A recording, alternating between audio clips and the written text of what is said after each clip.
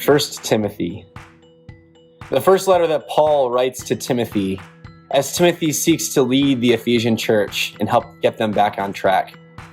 You see, Timothy was one of Paul's right-hand guys. He did a lot of ministry with him. He learned from him as Paul poured into him and discipled him.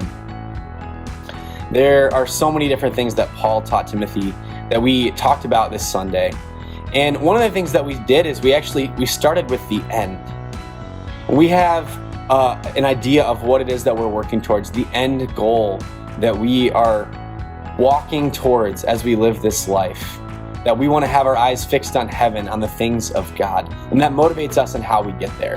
And so we talked about the 7 habits of a highly effective Timothy. Starting with habit 0 is to find a Paul. That's the baseline. That's where we want to begin, is have somebody pouring into us.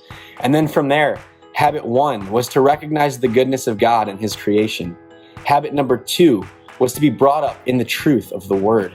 Number 3, embrace your youngness. Number 4, use your gifts. Number 5, run the race. Number 6, take hold of life. And number 7, pass these things on. Ultimately, we are meant to be poured into by others and then to pass those things on, to pour into others, so that as we live this life, as we are motivated by the end, by the reality of heaven that we get to experience in perfect relationship with our Father, that we walk through this life passing on the things we know and bringing him the glory through it all.